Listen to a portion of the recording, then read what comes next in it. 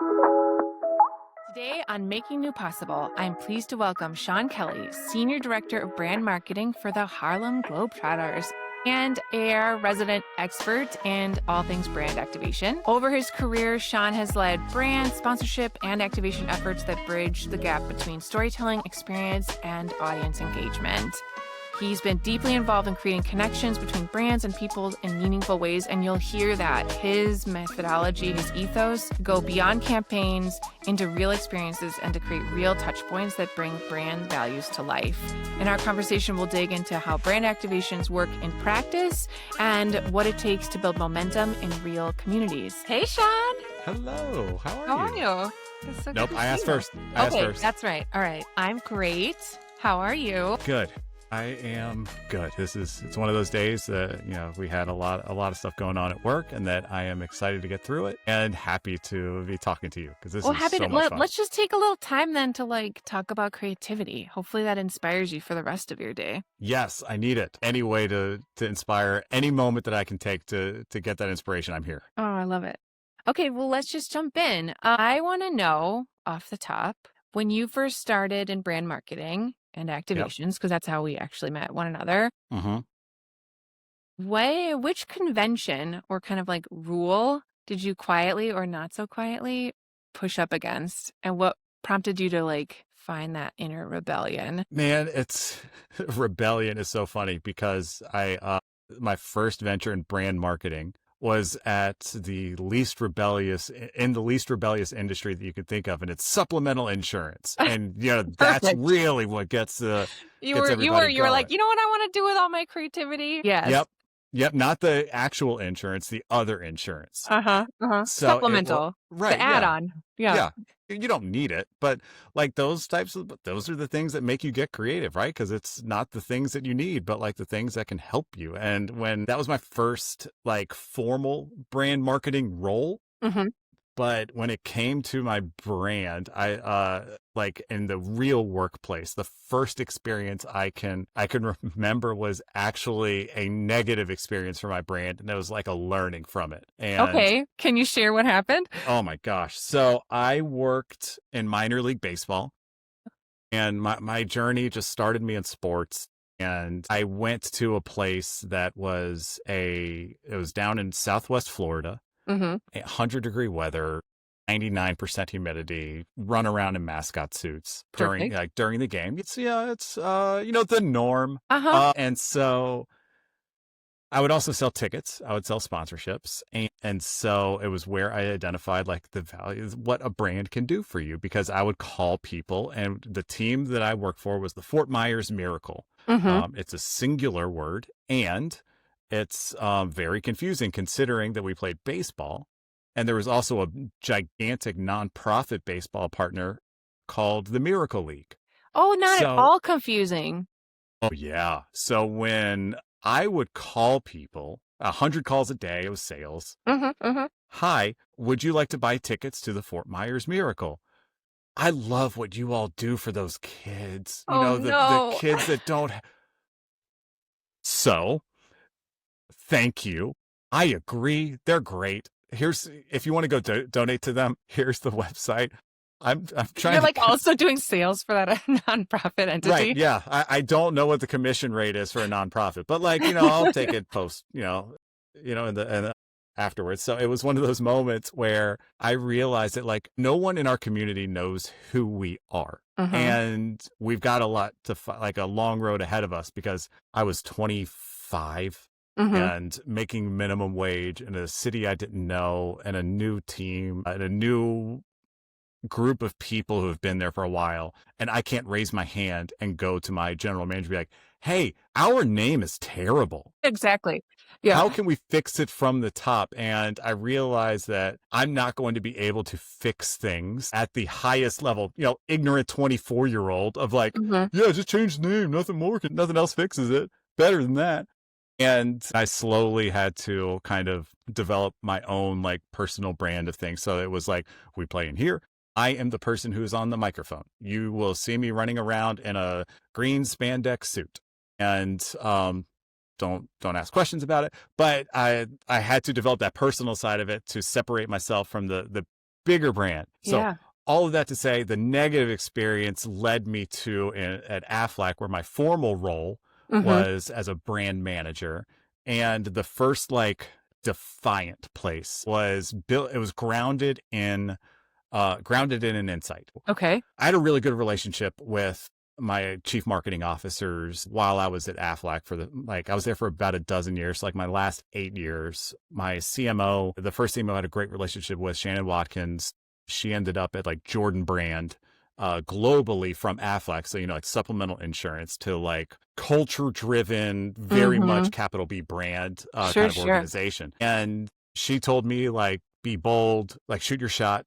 And really kind of dig into those great ideas. She had a sports background, so she understood kind of like where I was too. And the new CMO who came in, his name was Garth Knutson, still there, really dope dude. And I would just text him off the wall, crazy ideas. And we would just like go back and forth. We had a relationship with Deion Sanders. And what we wanted to do was have a very profound, impactful moment around the NFL draft, because Deion's message at the time, or Coach Prime's message at the time, was really entrenched in advocating for HBCUs. So this was when he was at Jackson State. He had 2 sons play there. Travis Hunter, who was like a son to him. We're all on the team. His daughter played on the basketball team, and he understood who was playing there and how good they were. And he was going on record saying, these kids can play. They should get drafted. Why aren't they getting drafted? I want to help this. And the insight was not insight, but it was publicly available. One player or one kid from an HBCU had been drafted like the previous 2 or 3 years, something to that extent, where it's like, jaw-dropping, especially considering some of the best football players of all time, Walter Payton, Jerry Rice, Steve McNair, all came from HBCUs. So it's like, what's the disconnect here? And we wanted to draw attention to it and get these kids drafted in the NFL draft. So it was a meeting where we had our media agency, our media partner, or paid media partner, advocated for an article to run on a certain website, kind of talking about the disparaging difference between the talent pool and the results. Sure. And I text him. I'm just like, hey man, like in the middle of the meeting, why don't we just like get a billboard outside of the NFL offices and put like the number 1 on it? Like you need to draw attention to it, like big and bold. I'm texting him this because it's like manager, senior manager, director, VPs, agency partners, CMO. And I'm just like, you have like a cast of characters you have to like cut through. So the culture is in a city that borders Alabama and Georgia, run by a family that's been handed down family member to family member. It's publicly traded, but very risk averse. It is it's still insurance, right? Exactly. Yeah. So it's definitely one of those moments like, all right, I've got to follow the the procedure. So I'm just like, hey man, this would be really cool if we did this. Hey, Sean Kelly texted me a really good idea. No, he like called you out in the meeting. Yeah. Like my manager's there, and Garth is just like, he comes from a place. It's like, if somebody's got a good idea, we're going to run with it. Yeah. Hey, so we've got these insights. Let's hit them in these places that we should go. So like the rebellious, it wasn't one of those like this, like I am putting my flag in the sand and this is how we're going to go forward. But it was grounded in the insight that there is a community that is being overlooked intentionally, that didn't have the same resources, but had the same talent, and just something needed to change. Totally. And so we ended up turning that idea of like 3 billboards outside of NFL HQ, outside of the draft, and outside of Canton, Ohio, where the Hall of Fame was. And we turned that into a program with Deion Sanders, where he created a list of like the best HBCU prospects that was a socially driven activation. And we ended up it was one of those things that we got like something 2 billion plus impressions, like a number that sounds fake. Yeah, exactly. Like there's something wrong there. It's a rounding error. Right. Yeah, exactly. And so that the inspiration of doing something profound, doing something for a community that is marginalized to the nth degree in Jackson, Mississippi at the time, because there's a whole lot of stuff in Jackson of politics and the Brett Favre situation, or it was the situation where somebody was getting paid and under the rug, and it's kind of one of those places where it's like there's something needs to change here. And I went to their homecoming game at JSU, had a great time, and it's like we need to do more. So I felt that like passion of like, all right, we've got to do something that they deserve. And like a simple like banner, we needed to do it's not more your bag. I mean, honestly, that's what originally drew me to you, was that Milwaukee's done brand activations for clients for, a decade and a half. And I feel like we're always the ones being like, no, don't just give us your logo and the banner. Like, what else can we do here? You know what I mean? And I think sometimes activations are thought of as like a flashy moment, but I think what you just described in that story is like how you draw out the meaning. And of course, like you had 1 billion impressions. Like there's marketing KPIs tied into all of it. I'm absolutely certain it wasn't just 3 billboards, you know what I mean, that moved the needle there. But that extra meaning, I have yet to meet someone in your position who goes the extra mile to figure out what that actually needs to look like. And I'm sort of curious, like, is that just you, Sean? Your MO? Was that the turning point for you in your career where like this approach you have like changed? Is it something that changed overall? Is it after all the years of being in the green spandex suit? How did you get to this as an ethos? Because I think it's really valuable on both sides of the coin. Like in that case, like you're helping the schools, you're elevating a real issue. I mean, really, you're influencing the whole draft process. And obviously, Affleck got some credit for it. You know what I mean? Like, lots of boxes being ticked.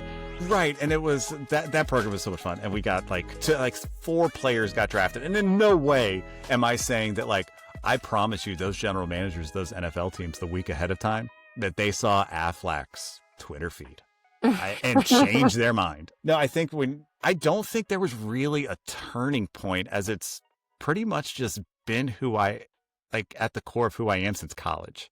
Okay. There was a book, and I don't want to turn into one of those, like, people who are name dropping LinkedIn influencers of, like, Okay, you can drop one LinkedIn influencer on the podcast. And just I don't one. know them, but and I appreciate that, but like I don't want to be like, so I saw a trash bag on the road. It reminded me of the teamwork element, but truly there were, I'm going to say 2 things about then. It was a book called Fun is Good by Mike Veck, is a historic baseball promoter, the son of the former owner of the Chicago White Sox.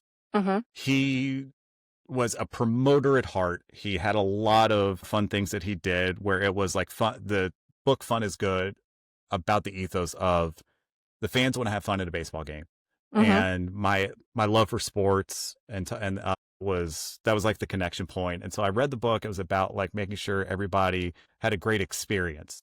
And so the experience was the big part. Mike Veck did some amazing work. He did some really controversial things at the time. He was around. He created the Disco Demolition Night in Chicago. I don't know how familiar you are with that, but there was a doubleheader in between the games. He blew up a gigantic dumpster of disco records, and there was a literal riot in the stadium. And the second game gets canceled up until 9/11, I believe. It was the only non-weather related baseball cancellation in history, or up until like for like 30 years or so. So he had this ethos of the fan first, but like have them be like, that's a good time for them. And so I inherited that as like a fan forward piece. But then as I started going from industry to industry, I realized that there are no fans of supplemental insurance. There are no fans of financial technology firms, but there are audiences and there are advocates. And how do you get somebody from just being aware and really rallying behind you to be an advocate for you, your brand, and the community that you're representing? So I always tried to make sure I learned as much about the fan experience, the people that we're trying to make an impression with, and speak with them instead of speaking at them. I really love that. There was a lot of communication I see where it is just like brands telling telling you about them. Like, here, push. This is what it is. I see that in like experiential activations too, where it is, here's, you're like, you sign up for this, here's your prize, go. And it's about numbers. It's a transaction. Yeah. Right. And I was having this conversation recently about an installation somewhere, and somebody else wanted an installation in one place and I wanted it at the other. And they were like, there are more people. Somebody said there are more people that go over and would see it over here. And I was like, it doesn't matter. Like, if you've got the intention of being face to face with your audience is to connect with them. Mm-hmm. And if your goal is like, let's get in front of as many people as possible, you're just like ushering cows through the farm. Right. And you don't connect with them. So it's been a part of like who I am, of trying to learn about community, that it's always been a part of me, but there was one experience that like bubbles up to the top of my head. And that was when I was at Aflac. We had a sponsorship of Jingle Ball. Okay. We wanted to activate it really quickly. We had like a 3-year deal. And so in year 2, we signed something really late, maybe in like September, October, no real time to plan for anything. And we made the recommendation like, hey, instead of like doing this quick, like, let's do it right. And trying to get an understanding of all of the things that we had to execute on. Like, we had to go visit one of the concerts. And that's where we got the insight of like, Jingle Ball is a very teen forward lineup. Okay. It's holiday season, but they got to get there somehow. And it's usually by the parents. And at the time, parents did not want to go see Lizzo this is 2019. So Lizzo, the Jonas Brothers, Shawn Mendes. So we would walk around the venue and it'd just be like parents just on their phone. Mm-hmm. Just like, what are we doing here? I hate this. So much longer till it's over. Right. So our agency partner and I, we developed a parents lounge. Oh, what a fun idea. It was, we gave everybody who came in, we invited, if legal is still listening from 2 jobs ago, we invited the parents in. We gave them a free drink. We gave them a place to sit, gave them elevated food, and they could just crash with us the whole event. And you know what? We'll connect with them. We'll talk to them. We'll win them over. Even if they don't want to talk about supplemental insurance, we're not trying to sell. Like, we're trying to build a brand here. We're trying to connect with you. And so there were elements of that I was like, oh, it's a concert. I know what to do. We're gonna give them light up wristbands, and we're gonna give them a T-shirt, and they just have to do something for it. It was. No, you're right, because obviously the teenagers are not going to buy your insurance. It is their parents. And that like level of thoughtfulness, like, how do we actually elevate this whole experience?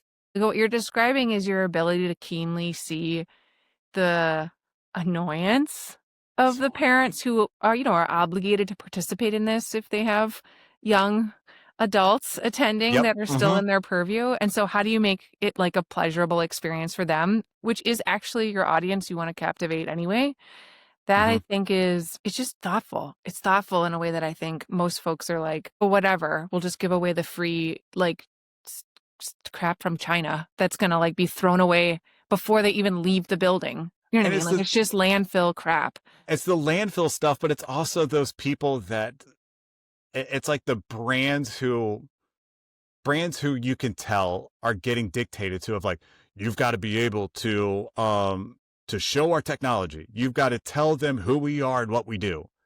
And that's the talking at somebody. It's and I did that as a brand too. Like, it definitely. Listen, definitely that shows might up. make sense like at a customer-facing trade show where someone actually wants to see the point-of-sale technology. But if you're at a concert or you're at the Milwaukee Night Market or whatever, like, those people are there to have fun at a concert or to shop from local vendors. Like, they don't care. They don't care. They don't, and it definitely speaks to like the intention and knowing the audience. Because this is bringing up so many memories of supplemental insurance stuff. And I'm not calling anybody out because this was more than a dozen years ago. But like, I still remember having activations at are fending off internal teams to say like, hey, we need recruiting numbers. Let's recruit at this college football game. Like, let's set up a table and recruit. And I was like, and it was my manager and I at the time, kind of knew where we were just like, hey, so you really think that we should, just because like you need college recruits, that we should you're show going to up? interact with them when they're like drunk. Like, right. I feel like when they're at their best self, right. Like you want us to be throughout Saturday in Madison with a table. Yeah. And get the best candidates for, okay. Mm-hmm. We'll try it for you the one time. And then when we have to clean up everything and we get 3 leads and only one of them has a real email address. Of course. Yeah. We'll justify that we're never doing this again. But like, it's all about the audience. I guess it kind of like leads me to the next question is you've always worked at large organizations where like getting there's moving parts, there's multiple key stakeholders. There's maybe even some, I don't know, tension around what is the real KPI here? Like, what's your leadership approach? You know what I mean? To like keeping a vision, staying the course. I hear you saying like you can easily see what an audience really is and needs, but like that's a lot of work to get everyone else on your same page. Do you have a secret sauce for that? No, it is, but like I am such an advocate for over communication, being very transparent with goals, and being very thoughtful with how do we take the insights and start from there.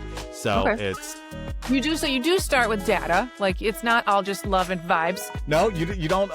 That doesn't show up on the after report of like, listen, vibes to die for. Yeah, that doesn't translate well to the spreadsheet during quarterly results. Wish it did. No, I think that the cross-functional teams help any event, any experiential moment, any activation come to life, because there's no way that you can execute something in a vacuum and expect it to do numbers anywhere, because the landscape is so fractured. And trying to say like, oh, this is going to be social, like we want to go we want to go viral. Like, okay, think about what goes viral. Of like, you need experiential, you need press, you need social, you probably need some paid support. Like, you're not going to do this for free. You need influencers, you need content creators. So like, all of that to say is that starting a cross-functional team with clear goals in mind helps a ton of like advocating for it and listening to like other people's opinions on it. A lot of, from what my experience is, that a lot of team members often feel like they are not listened to when they feel like they've got great ideas. So yeah, or they have an expertise in one, you know what I mean, like strategy or tactic lane. Like, let me tell you about how to activate this email. And it's like, cool. They're not going to care about it in the moment, but like, that's going to be a part of it. And we're going to get this. It's that clear line of communication. All of those goals are really important. It's bit me in the butt a few times of not when I didn't do it, of missing deadlines and gigantic insecurities with that. But like, those are the learnings. And I've learned that events don't move. They don't move dates, even no matter what. So as an organizer of them, like if they have to move, it's not fun. No, it's certainly not fun. Yeah. It's only for some extenuating circumstance that no one is happy about.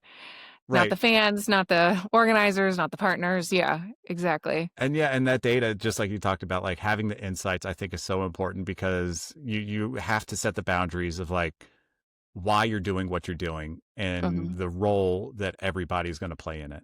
And so often I see so many people think that one tactic is going to satisfy the whole funnel. And seeing, hey, creative, we got a billboard up over here, like, oh, let's put a QR code on it. Why? Oh, in case anybody wants to get it. Right, where they're driving 70 miles an hour down the highway. Right. You really think that people are going to get off of the train and then say like, look at that supplemental insurance ad. No, that's fine. That's not the role. Right. Let's get it. Like, let's capture the data. Let's make sure you've got everything you need for retargeting. Totally agree. Let's find the right spot. And I'm not this much of a jerk about it. This is just how I think about it. No, I don't think you're being a jerk about it. I feel like you're being smart and you're being judicious about resources, because even at some of these bigger organizations, resources are still finite.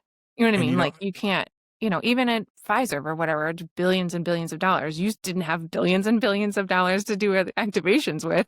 You know what I mean? And you know what? Resources aren't just like dollars too. It's like Time and man-hours. energy. And yes, Oh exactly. my gosh. Like you've got to prioritize like, all right, you've got all these ideas. What's really going to move the needle? And Right. what's really going to accomplish our goals here? And that helps so much. And I think you talk about like the secret sauce. I try not to waste people's times, but I do try to have fun, because if we can't rally behind something and this isn't something that we want to do, it's going to show up. Yeah, exactly. No, that makes perfect sense. Okay. So to that end, I think the best like IRL brand activations Mhm. have a hard job of balancing brand consistency Mhm. with spontaneity. Like you're going to intercept someone who is thinking they're going to a concert or thinking they're going to a market, and then suddenly you are the reason that their attention is diverted. Mhm. What do you think about that balance, and like how do you play in that tension, knowing that for some of the larger organizations you were at, like I'm certain that your brand standards were like a 30-page book. Like, Oh my you gosh. mean like there And were very, you know what I mean? Like, well, and yeah, and yeah, especially these larger organizations own like my last job owned like 30 brands. So right. like, and everyone had a role. And Mm-hmm, the one before it, there's definitely that brand Bible. mm-hmm, And yeah, we would run into that all the time. It was like, okay, we're going into Jingle Ball. How do we get people to talk about supplemental insurance? And you know what? Like we talked about it, and we like, all right, we need to educate and all this stuff. And then we reset. It's, guys, no one's going to want to.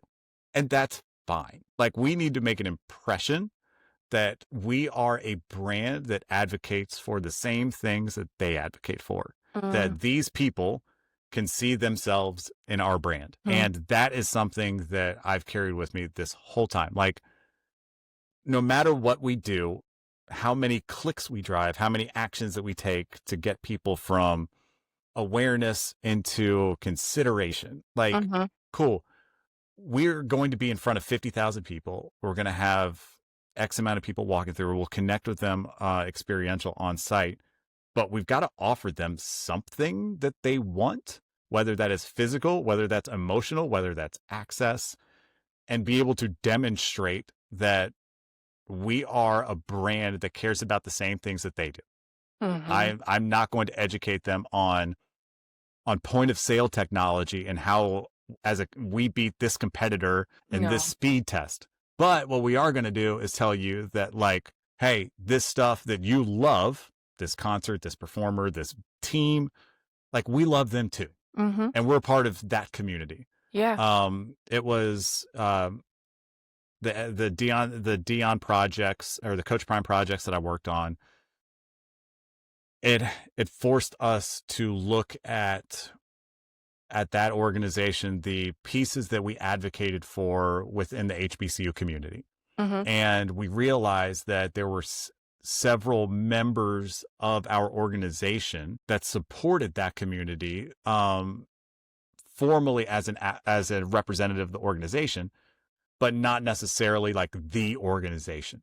So we knew that we had roots there, and we were able to, kind of bait them with like a cool thing, but then also tell them like, hey guys, listen, we're not just here just, being culture vultures. Like we are genuinely supportive of your community, and we've done it through A, B, and C.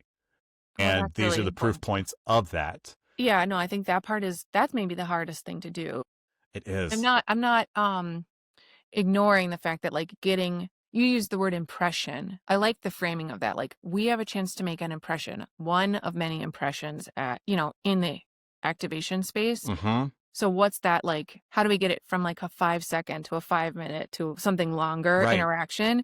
But I think what you're touching on is really important. You may have been invited by the organization to be there. They need your dollars to make the overall experience happen. Like that's the mechanics of it. But like the fans, like they don't know that you were invited. You know what I mean? Like you are a guest in whatever that house is. You know what I mean? It is. And that, impressions is, to me, it's emotional. And I try to get down to the emotion anytime that we get face to face with somebody and we, justify it through surveys or whatever, whatever that tactic is. But like, you're not going to connect to anybody unless it is emotional. And it's tough hearing, our KPIs of like, we had this many impressions. It's like, okay, but what was the impression? What was the impression? Yeah. Right. Yeah. Yeah. So it's, I agree. It's a good question to ask. It's tough. All right. Well, where do you see all this going? Like, we're in the dawn of like, I don't know, AI slop in terms of like content proliferation. I think it's already pretty easy to like see what has been created by a robot and what hasn't. Right. Yeah. I don't fall for it ever. Yeah, my instinct is that like in person is more potent, but I'm curious, like, the next 5 years, technology-wise, format, community-driven models, like where's your head at? What are you seeing that you're curious about? Where are you wanting to play? Yeah. Do you have a crystal ball? Do you know how it all plays out?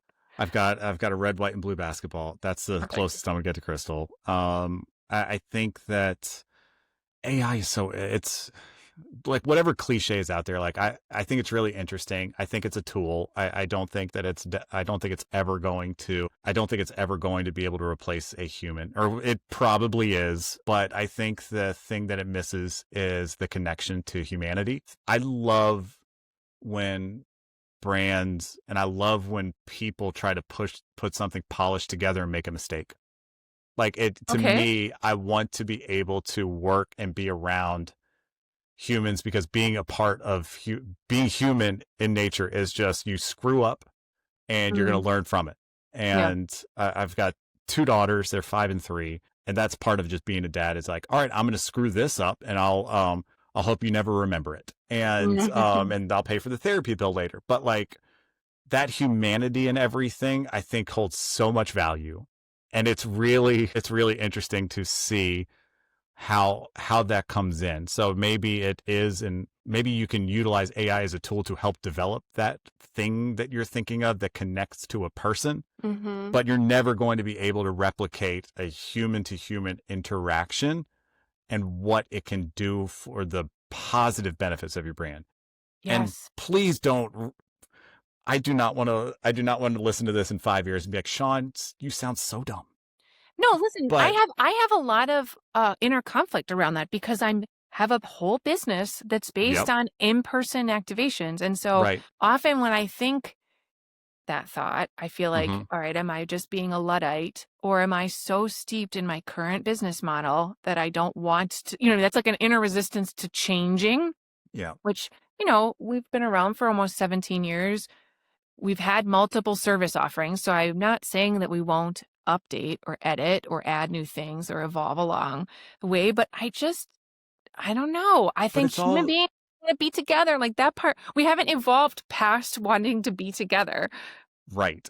But those are all, like, the cool thing about it is that those are all tactics. Like those are all just ways to get in front of however that tactic is. But like, you create those moments where people want to interact with a brand that they see themselves in. And you, at the core of Milwaukee and who you all are, you all have that ethos and that kind of like DNA in you. Like, we want to be able to serve this community the best. And then the output of that is, all right, we'll work with brands and we'll make sure that we advocate for the people who can help us do the same thing. AI can do part of it. They can't do all of it, but they can do part of it. And, the people want to be with each other. And I think my favorite proof of that is during lockdown. Sure. How people just, I'm not going to say dismissed, but in the marketing community, there were those conversations about, was it the meta world? The metaverse. Yes. Metaverse. That was it. And it was like, you can be around each other and you can hang out with each other. And all I could you remember the fervor of like land grabbing, like property in the metaverse? I was like, what are we talking about right now? Like, this is the dumbest thing I've ever heard. And I'm so glad you saw that. Like, it was all of that to say is that, like, people value being around each other. It's just how do you connect that person to whatever it is, to the other person. And I think the in-person thing will never go away. It's just going to evolve. What's a single piece of advice you have for a brand when trying their first serious activation? If someone if you could be baby Sean all over again, do it from the beginning, what would you change? What would you do? Learn. And don't dive in thinking you know everything, because you don't. There are going to be people that you're going to come in contact with who are going to help you drive your thing home. And whatever idea it is that you have in your head, be flexible, be open to feedback, because there are going to be people who know your audience better than you do. And that's fine. But advocate for a community, make sure that it's true and authentic to who you are as a brand. But just know you're not going to have all the answers, and that's fine. Like, it's fine. When I joined Fiserv, I'd never been to Milwaukee. No, I did go to Milwaukee one time because I went to a baseball game and then drove back to Chicago. Sure. And they were just like, all right, what are we going to do for an activation in Milwaukee? I don't know.